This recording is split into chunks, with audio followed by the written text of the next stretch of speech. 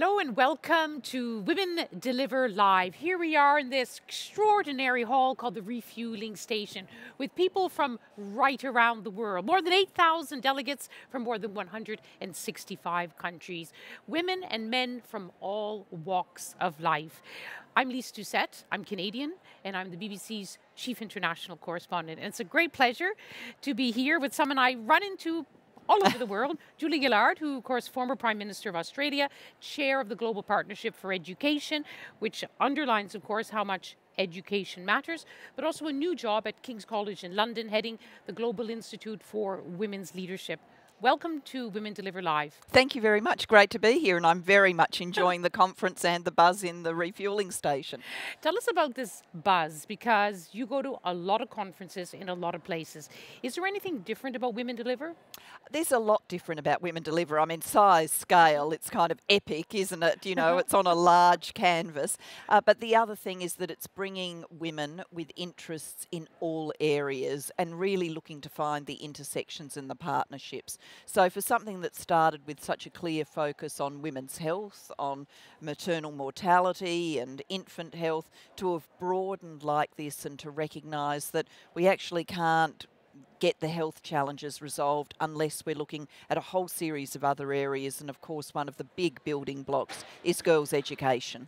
So are you finding that in all the conversations that you're having, and I'm sure from early in the morning to late at night, that people here are starting to connect the dots in a way that will have a lasting impact? This just won't be another great conversation in Vancouver? I think people are connecting the dots, and I can actually see a big change since the last Women Deliver conference 2 years ago in Copenhagen. I think the sense that we all are relying on each other is much clearer now. The profile of girls' education, literacy, numeracy, girls making a transition to work or to further education, or indeed creating their own business, all of that sharper.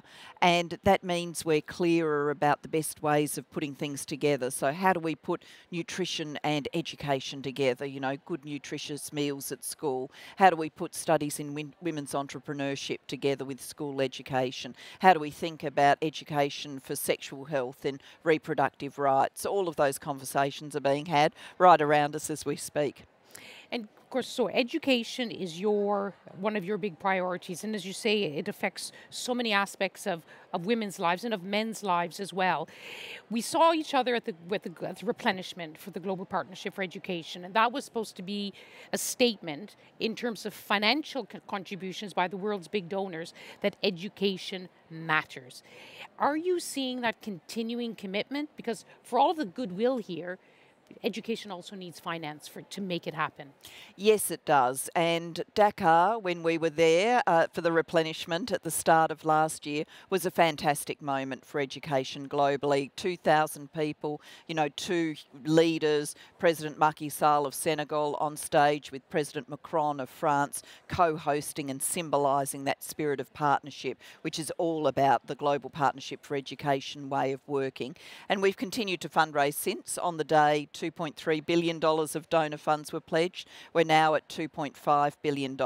So yes, there's progress and we're very grateful for every dollar, but the size of the challenge does require the international community to keep stepping up, and of course for developing countries to be investing more in their own education systems. And once again, that reflects the spirit of partnership. You know, more aid and development money should flow for education, but domestic resources are a real key, and they've got to keep increasing. Yes, because you know, it was very inspiring in Dakar to see how much commitment there was, and not just from the big Western donors, but also African countries themselves were putting more money into education, recognizing it. But then in recent months, you hear that the number of girls going to school in Afghanistan is at its lowest level since the fall of the Taliban, which was meant to be a huge achievement. So many refugee children from Syria are working on the streets and not going to school, and the promises there have not been kept. So what more is needed to really push this even further? I think patience is going to pay results here. I mean, I think it's an error to look for the, one sort of, great big new idea. I don't think that life works like that. I think it's about continuing to persuade leaders of countries right around the world that they're responsible for a contribution. It might be a contribution as a donor nation, it might be as a developing country leader, putting in more resources and driving reform efforts. We've got to keep making the case. And the fact that we can point to parts of the world where, you know, there are children, particularly girls, who are at severe risk because they're on the streets, they're out of school, they're, you know, possibly going to end up in a child marriage or sex trafficked. I mean, dreadful life outcomes, whereas we could be seeing a virtuous cycle of development because we know an educated girl will marry later in life, she'll choose to marry later, she'll choose to have fewer children, her children are more likely to survive infanthood, they're more likely to go to school, the economic resources she earns she'll put into support of her family. This is a virtuous upward cycle of development. Let me then bring up something I know, which is one of your other big issues, which is women leadership. And of course, you yourself have been a women leader, Prime Minister of Australia, and it has to be said, you contended with a lot of the problems that every leader has to deal with, but you also had to deal with a lot of misogyny, and you spoke out very strongly about that. When you're focusing on women leadership here, how do you connect it with education? Because people are now saying that when we look at education, we have to look at quality education, and we have to start educating girls to be leaders right from the beginning in school. Yeah, to my way of thinking, you know, it starts with educating a girl and it can end up with a woman being a leader. Now, we know education isn't the only thing that enables women's leadership. I view it as a necessary but not sufficient condition. If educating girls created gender equal societies kind of just like that, then the US, Australia, the UK, Canada would all be gender equal societies, because it's been many years now that girls' educational attainment and boys has been the same, or in many countries girls are in front. So we've got to educate girls, but then we've got to look at all of the other ways in which a woman who's trying to make her way into leadership, whether it's political leadership, business leadership, being a judge, being a news media leader, being a technology leader, all of the steps on that journey when she is treated as lesser than a male colleague. And the Global Institute for Women's Leadership is researching what are the best change strategies for all those pinch points that mean women don't get to come through in equal numbers for leadership.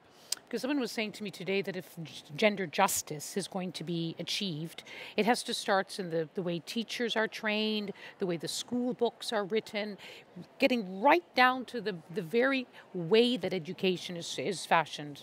Oh, I agree with that. And I mean, there's some very troubling research that tells us as young as 6 and 7, girls will say that they think their gender is less intelligent, less capable than being a boy. So that's how early the gender messages are sinking into young girls' heads. And, you know, we're all aware that gender stereotyping is subtle but powerful. You know, the young man or young boy who's bossing around all the other kids to, say, play a team game, he's viewed as a leader. A young girl doing that is viewed as bossy and told not to be so bossy of the other kids. The textbooks that you open up where the, you know, man's a doctor and the woman's always a nurse. I mean, these things settle stereotypes. And I've seen that in reverse. You know, when I was Prime Minister of Australia, a friend of mine with a very young son told me that she and her young son had had a little kind of child conversation about politics, and she'd said to him, look, when you grow up you could be Prime Minister if you're really interested in these issues, to which he knowledgeably said, no mummy, you've got to be a girl to do that. Now, of course, she explained to him that's not true, but how many millions of girls around our world just get the impression from the societies they live in that all of the leadership positions are for men because that's all they see. And when it comes to leadership, we're seeing here, we've had women presidents here in Vancouver, we've had women heads of NGOs, women heads of CEOs. Is this just a sprinkling, or do you see the numbers are moving in a way that's fast enough? Oh, the numbers aren't moving Aren't fast enough. moving. It's like a big boulder pushing it uphill. So we know globally, if you look at it, that about 24% of parliamentarians around the world are women.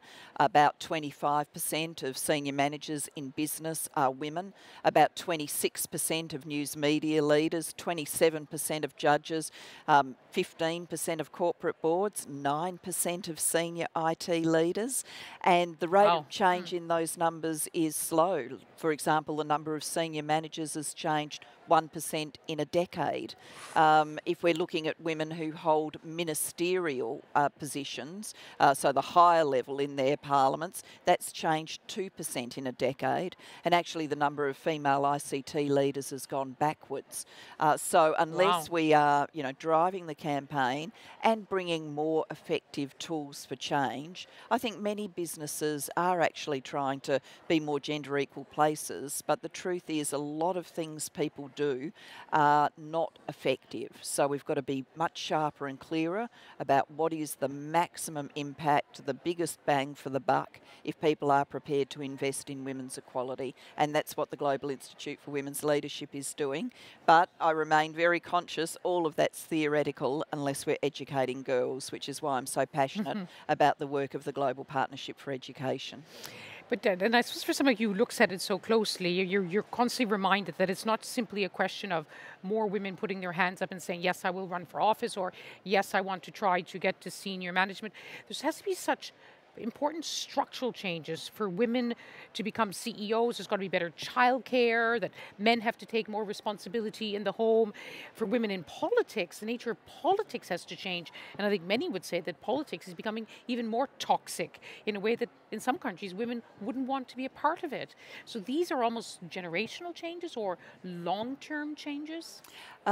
There's certainly deep changes. I hope they don't have to be long-term changes.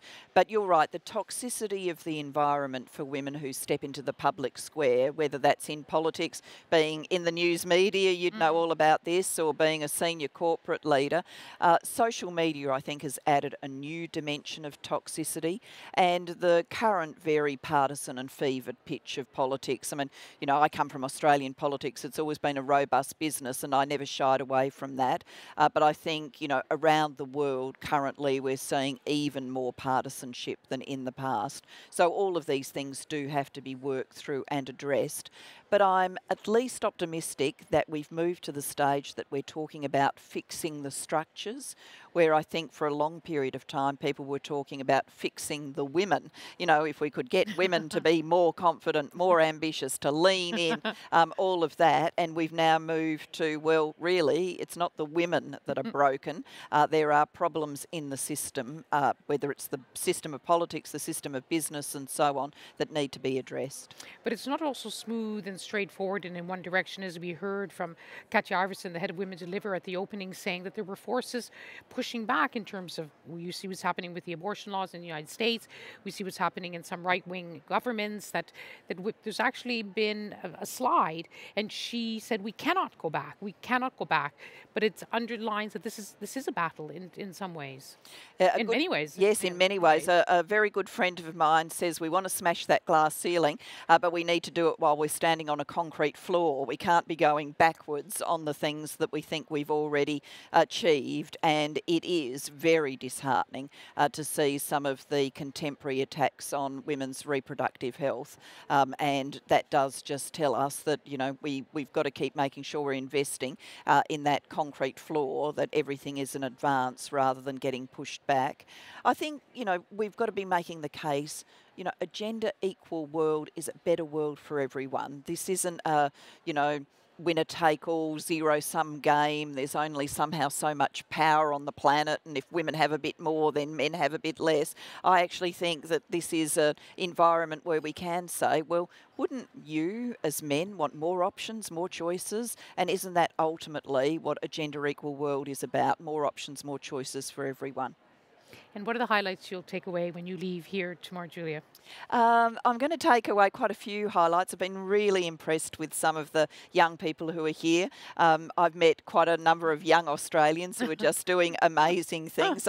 I've been joking with people that of the 8,000 people here, 6,000 are Australian. I'm sure that's not true, but it's felt like it to me as I've moved around. So some wonderful young Australians. But I've also met some wonderful young people who are completely passionate and focused on gender equality, girls in school, making sure that they're changing their nations, their societies, and that always, you know, tops you up. This is a fueling station, so I do feel like I've been fueled. And you hope that it's wonderful to see this enthusiasm, and there's been some real wow factors in some of the interventions by the youngest of participants. But you wonder when they go home, when they go off this stage, whether there will be the space culturally, politically, socially for them at home to continue to have their voices not just heard but acted upon. Yes, and you know that troubles me too. But one thing that's really showed very strongly here is that the young women here are prepared to hold their space in a way I don't think I would have been that confident when I was their age, and I went on to be Prime Minister, so obviously ended up in a very public occupation. But they've been prepared to ask a question, and if they don't like the answer, they've been prepared to come back respectfully, politely, but say very clearly, no, I want more. And when you see young women holding their space like that, it gives you the optimism that even in some quite adverse environments that they're going to hold their space too. Julia Gillard, it's always lovely to speak with you. Thank you very much for joining us here at Women Deliver Live. And this is another intervention by one of the great participants in this gathering of Women Deliver 2019. Thanks for being with us, and don't forget there's lots more to come.